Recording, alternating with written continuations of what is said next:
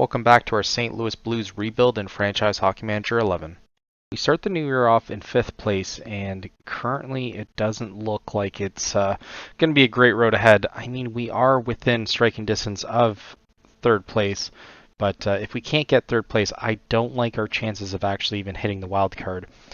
We are still a couple points clear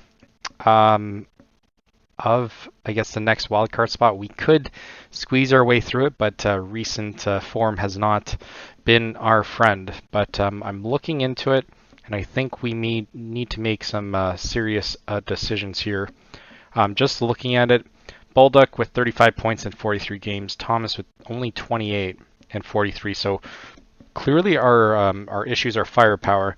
Lafreniere with only 28 as well. So Neighbors with 26, Dupont with 24, Martoni with 24, and then Misa with 21, and Gunler with 21. So Gunler so far not what I expected. I thought that if he mainly committed himself to the offense, we wouldn't have any real problems. But the fact that he's not, he's going to basically do what he did on his other teams. I thought it was going to be a little bit better and reinvent the wheel. But as I'm looking at all this, the one thing that kind of struck my eye was Thomas's plus minus as 11. And then the other one that kind of shocked me as well was, well, Villeneuve's is plus 11, Baldock's is plus 14, Dupont's 15, Misa and Gunler are in the negative as well. And then Owen Back was initially minus 11, now bumps up to minus 9. But given the amount of game time that we end up giving back, it's kind of difficult to see why it should be that low. Like, yeah, I mean, Morrissey ends up playing one of the most as well, with 18 minutes. And you have Owen Back here playing around 13 minutes, and he's in for a lot of the goals. So I know we might have to make a change there. He's only grading around 62. I think this is probably the time that we end up shipping away Oscar Back, just because he was mainly brought in for his defensiveness. But I know that's not even a word, but I'm just not seeing it. So we're going to have to take a look at that. And then even in terms of goalies, I was struggling with whether or not we should trade away Augustin. I could get a first for him on a team that's very, very bad, but not terrible. I think we even got offered what would be like the first overall pick potentially in Chicago. Chicago was offering us their first rounder. I think we got Kraken as well, but now they're starting to win. Pittsburgh was another one, and I don't think Tampa offered it, but Red Wings did. So we could have easily offered him for probably the top pick of the draft, but not knowing who is going to be the top pick of the draft, it's kind of hard to really set our sights on that. I'll take a quick look actually to see who is the consensus. I mean, Liam Kenny, do we need another center? But this could be the hallmark center that we end up needing. So it's either we decide to invest heavily in Augustin for better or for worse, or we just trade him away this year and maybe get a shot at getting this Liam Kenny guy who could revolutionize this franchise for sure and be the staple that we actually need. It would just be a one-off though, and then we decide whether or not we end up making the playoffs or not. But if we don't end up getting him, I don't really like the chances of who's going to come next. So it's a hard decision to make. I think the next couple games will kind of signify that. If we can manage to bridge the gap, I think we end up sticking with Augustin. I'm going to give him every chance to start, though, and it's up to him to prove whether or not he is the right decision to stick by. I don't think it's necessarily his fault this season, but I'm looking at Oscar Back, and I'm definitely thinking of putting him on the bottom line there. He is playing against or playing with players that aren't necessarily the greatest, and I don't think Vinicius should be getting top line minutes either. So Vinicius and Villeneuve should obviously be switching. I even think they should be at the bottom with Chris Perreault. So let's see if these kind of changes work. We do win 4-2 though. So Gunler, one of the guys that was on the hot seat, sure gets his first, and then Baldock and Artemonov. I was even thinking of moving Artemonov on the right wing, back where he started, because I feel as though we kind of need a little bit of a change and kind of focus at least on the left wing there. I think Meyer could play that. I think we have a couple players that could come up through the AHL to play that position, and I do think they definitely have more potential. But looking at some of our draftees that we end up having before, at least Jonah looks like he's being decent. I mean, 13 points in 30 games is not ideal. But I do know if we get rid of Back, he could be one of those guys that ends up coming up. So could be costing us a roster spot. I'm just going to see, just to kind of look at it, what we could potentially get for him to kind of figure that one out.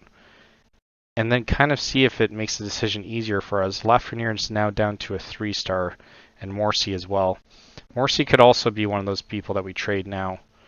But we'll have to kind of see what they're worth. If they're not worth anything, it doesn't really help us that much.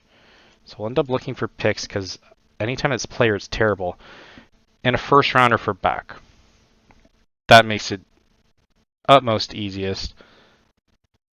We could give it to a team that's struggling. Red Wings are kind of struggling as well. Pittsburgh round 2, so we're not going to get the best one. Philly currently have 24 wins, and Rangers have, what, 21. Red Wings have 18. I think we accept that. I think that's actually a decent pick. Stenberg might be the one that ends up getting up. I think we're going to give Jonah the opportunity for at least the next 10 games. So we can see what we have with them. But I do think that was a good trade. Just off the bat there, I do kind of want to see what we can get for Morrissey now. I don't think we're going to be able to get nearly as much. But I know we don't want to stockpile picks.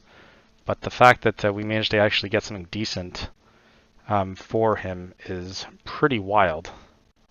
So looking at Morrissey, obviously you don't want any players. We could get a 3rd rounder for him. Now that's not great, but I don't think he's really grading that well either. I do think it helps us for next year too. I'm going to give him to Leafs. I think they're the easiest team to just get rid of. I know we could have given it to Kraken and got a better pick, but I think ultimately that's probably the better one. But in terms of the league though, Detroit actually skyrocketed all the way up. So it might not necessarily be that great of a trade that we end up doing, but if Oscar Back can ruin their team like he's kind of done it with us, we should be set up for at least somewhat of success. But I do know that we do have an extra spot. And then I think, you know what, Ryland Smith. Ryland Smith's going to get the nod here. See what the kid can do. I mean, he's decent offensively. We'll just have to kind of wait and see whether or not he is the right fit for us. But it's either him or Plamondon, who has 0 defensive capabilities at the moment. But 45 points in, we're only 1 point away, and we do have an extra game on Utah. So this could we could find ourselves squeezing our way into a playoff spot. And maybe these decisions actually kind of work. And I find that I make these decisions now as opposed to the trade deadline, where it feels though every team's just kind of waiting to make those decisions. This is kind of around the time where the game starts to slow down anyways, so it's a good thing we made that trade at the time that we did. Otherwise, we'd be waiting here forever. So I do remember seeing people end up commenting on how slow the game loads sometimes, and this is definitely one of those times where I definitely resonate with all those people, because it does take forever at probably the worst times when you're kind of waiting for things. I understand when the new season ends up starting July 1st, but this shouldn't really be a big moment, I wouldn't think, right? So obviously it saves everything. I can only imagine the game crashing at this moment and just ruining everything. New clicks form, of course it does. And then draft evaluation. So it really bodes the question whether or not we should get rid of Augustin, though. I'm not gonna try it again until we're completely sure. Because at that point I think we'll just end up riding with it for sure. We do face off against Minnesota, who's currently at the top of our division, and I don't necessarily like our chances to come away with the victory, though. Obviously, we're going to have to manually adjust, but Augustin and Wall, I don't think there's much difference this season. Last season, it seemed pretty obvious how much Wall was better. We did look at even trading away Wall, and we only get a 4th round pick, and I don't think that's really worth getting rid of him for that. I think that would be setting us a little bit back. Lafreniere, I think, are going to move down to there. It looks like Meyer's going to play on that position. I think Jonah is going to get the nod somewhere else. We do lose 5-3, but that is to be expected.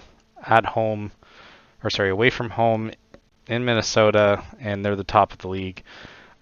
I don't think that anyone can blame us for losing that one. But it does widen the gap and make us basically a 500 team. I thought we were making leaps and bounds of improvements, but this seems like the decision or kind of what's happening is bringing us back down to earth. Does make it a little bit more of a fight this season. But I am optimistic that next season might be more of a not a clear-cut situation, but if we can even manage to get the top spot, it feels like that'd be pretty decent. Lafreniere, yeah, should probably be brought down there. I'm going to give Augustin, again, one more opportunity, or a couple more opportunities here. 6-3 win. I'm going to have to check his grade every time. Romani scores Villeneuve and Neighbors with 2, and then we end up giving up 1 in the second before Genesech and Lafreniere end up scoring in the third there. But looking at his grade, 77, not bad. I mean, not the worst that I've seen for sure. I think if you can stick in the 70s, it's going to be a pretty decent season for you. I do think Wall kind of does as well. And like I mentioned before, I don't think we're making it easier on our goalies this season. It feels like there's a considerable amount of defensive liabilities, and the plus minuses kind of speak for itself. I don't think you can necessarily blame the goalie for that. But we now face against Pittsburgh, who's not doing too hot this season. And we managed to lose at home. That's rough. Romani scores, Lafreniere and Dvorsky in the first, so we had the lead. We gave it up now in the second, and then we ended up getting battered in the third with 2 goals there. He graded around a 43, so inconsistencies are not our friend here. And who knows, that could be an eye-opening move there. We do face off against Detroit, and I mean, it's good to see that they're not doing as hot. So this will be instrumental to our success. We might have to, obviously if we end up beating them, it does help us a little bit more, but even our pick could be borderline as close as the bottom as Red Wings. So this next game will really tell us what we need to know here. So at home, once more, we do win 4-3, very, very narrowly though. They don't get a point, so that does help us in the long run. Artemonov and Dvorsky score in the first, Meyer scores in the second, and then Genesech scores in the third. We're very low productive in the third. 83 grade though, so he goes from a 77 to a 42 to an 80 in a 4-3 game. So like I said, we concede 3 goals and he still gets a ridiculous grade like that. But the game before, he ended up letting in 4, and then all hell broke loose, and he got graded a 40. So like I said, I don't think we really help him that much in the long run, but I mean, we definitely need to win these games if we want to be taken seriously. Gunler looks like he picked up a knock though, and a 5-3 or 5-2 finish there as well. Thomas Martoni score, and Martoni then in the second with Romani, and then Karsic with a short-handed in the third. So at least we showed up with the 1 goal in the third, and again 91 grades. So I don't know. Maybe it's Wall. I don't know. It's hard to do this, but I don't really want to get rid of a player with that much potential just because he's having 2 bad seasons, I guess, and our team's not necessarily helping him out.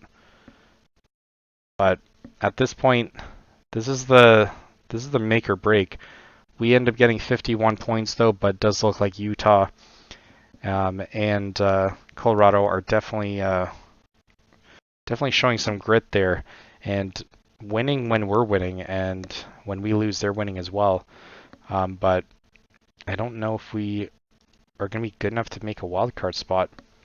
It's going to be close though. Calgary currently occupies the bottom of it, and we just have to pass Canucks and Calgary.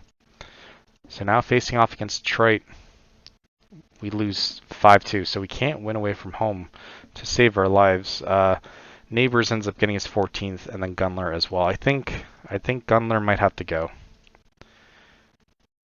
It's just kind of a feeling. I'm gonna have to look to reestablish that. Pekarsic is now out as well, which means someone can get brought up, and I'm gonna give it to Penkin. Penkin's going to get every opportunity as well.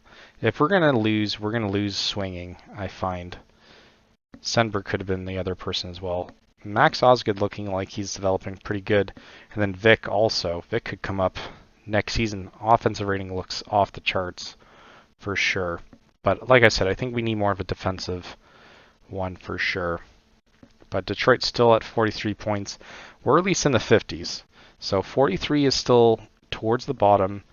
And we're just really hoping for Red Wings' demise. And I don't know.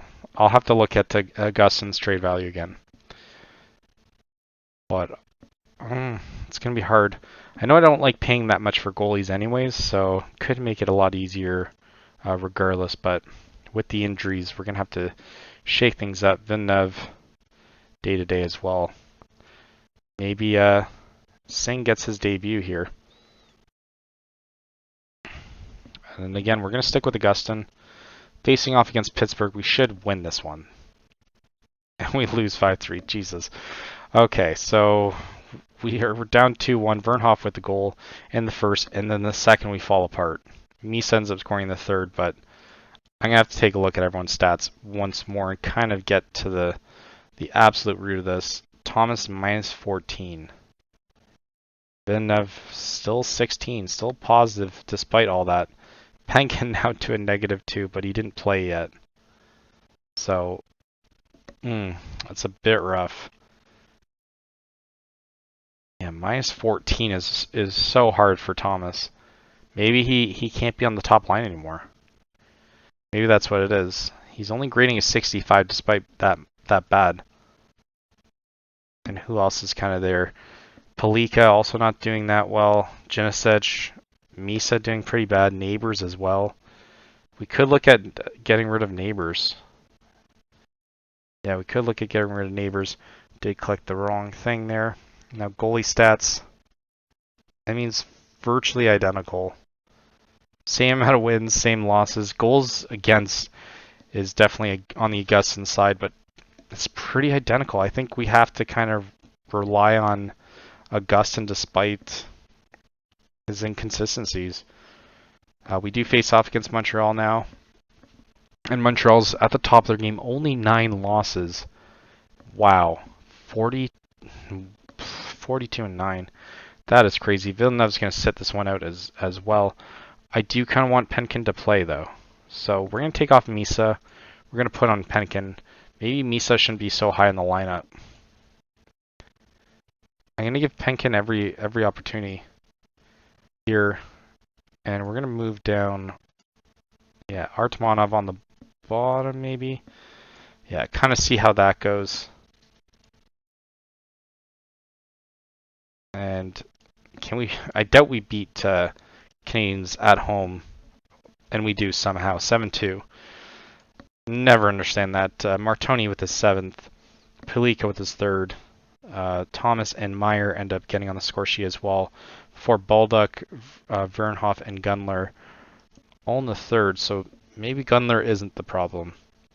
And maybe we might have just fixed it. Maybe I'm just talking in riddles. But we do have to get past either Colorado or Calgary to be able to make the playoffs.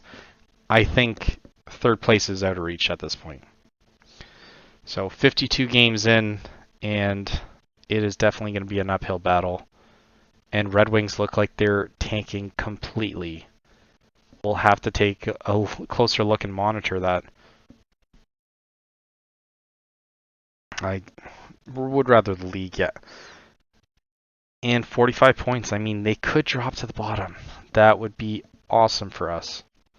That could skyrocket us to be able to start him day one. I do like that. I do like that. But we're going to take a look at what we can get for Gus, and just to more so even show you. I tried players, and that was just ridiculous. Columbus could be one of those. Red Wings as well, but that would be their pick for next year. Kings also not doing that great, and then Penguins. So we'll have to take a look at how well they are in the standings. And maybe this is the weirdest rebuild I've ever had, where we're rebuilding in the middle of it. But yeah, Columbus. Where is Columbus? Columbus currently at 42 points. Islanders as well. Detroit for next year, obviously, so that doesn't really help us. I think Penguins was the other one. So do we stack the deck here and try and give up now to be able to benefit next season? Because I think that's all it's going to take with the top pick. But we also have Meyer here, who looks like he could be good. And I don't think that guy's a true center. The first round pick, Vic, also looking like he could be good too. Vic we end up getting in the first round as well. I do think it's going to be a bit of a uphill battle, or do we just think that Red Wings are going to suck? Because if we don't end up getting it, it's not necessarily going to be that great of a pick. So time will tell. I think the closer that it gets to the deadline, the more that I'm going to make up my mind on it. But till then, Augustin's going to get as many starts as possible. Neighbors with his 15th, and we got shut down in the first and second, and then third we end up showing up. So maybe that's a premonition for how well we do after Prekarsic was injured. And Jonah now improves at right wing. But I do think this is the reason why we end up doing this rebuild. I think it takes a little bit longer than necessarily the first even the first 5 seasons. I think it's setting it up for after 5 to ongoing, because I think it's kind of a unique situation. Even the rebuild that we had, we couldn't get rid of everyone right away. Earache day to day, that is ridiculous. But one to playing this one, we'll actually adjust it once more. Artmanov still playing though. Probably won't play the back-to-back one. We'll give this one to Wall, and then we'll play against Chicago with the Gus. And obviously, if we end up losing, Chicago's the team that we want to lose against. Gunler somehow gets top spot, though. 4-3 win. I'll take that. Against Minnesota, that's kind of cool, too. Dupont scores. It ties up with Baldock in the second with his 20th, and a shorthanded to boot. Baldock ends up scoring in the third as well, and then overtime is Chris Verreau. And Chris Verreau is injured. Wait, that doesn't make any sense. Let's go back. Chris Verreau is injured, yet he scores the overtime winner. If it's anything serious, that is ridiculous. Just a sore Achilles tendon. Get out of here. Get out. At least we got the win there, but that's still ridiculous. How can he pick up an injury after we end up winning? Plaxton looks like he's there, moving into our top. Wow, he looks good. I don't know how it only says 3 stars, but he looks pretty good. At least in terms of his offensive and defensive, and even his other ratings don't seem that bad. Kiersey, yeah, I think I'm going to bring up Kiersey, or Lindstein maybe. Lindstein has good defensive. Kiersey is what?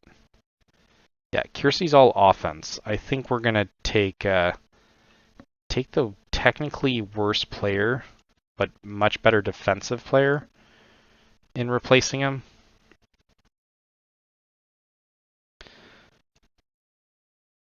And and yeah, it looks like he's going to get the nod to start anyways. So we'll take a closer look once we get to Chicago. Again, the back-to-backs and then having to go on the road don't really make sense to me. I can understand if it's like 2 back-to-back home games, but being on the road and then going back-to-back seems ridiculous. Lindstein not even get the nod. I don't think that's right. I'm gonna take off Singh, keep in Lindstein. Yeah, I think that's the way that we have to approach that one. Dvorsky, Lafreniere on the top, Martoni on the bottom. Just looks like a bunch of tired players. So I'm not gonna nitpick on any of that. Penkin getting on second line too. This is a rivalry game, but we managed to win 2 games against them already, and we win 7-3 again. So Dvorsky ends up scoring his 14th, Lafreniere with his 9th, Villeneuve with his 6th, and Penkin finally getting his first goal. Took the power play though to get it, and even Lindstein scores when I didn't think he was more of an offensive threat. Conrad Art scores his 17th, 16 and 17 against us. Geez. Gunler gets his 14th, and then Meyer gets a shorthanded. We are getting a lot of shorthanded ones, but pretty decisive victory, I will say. With that win, or back-to-back wins, does put us at 57 points. So we are level with Colorado, but they have a game at hand, and I mean, we're also kind of close to the wild card. This is going to come tooth and nail. We are tied with points, but obviously we could find ourselves even in the top of the wild card spot. So it's going to be a fight for sure. We're going to have to take a look and see what we can do. Red Wings just have to keep losing, I think, and I do like our chances with that. But hopefully you guys like this episode. Leave a like, subscribe if you want to see more, and we'll see you at towards the end of the season. We'll probably jump through the trade deadline and kind of do more of a recap, and then most likely do the end of the season mixed in with the playoffs. So hopefully you guys like that, and I'll see you next time.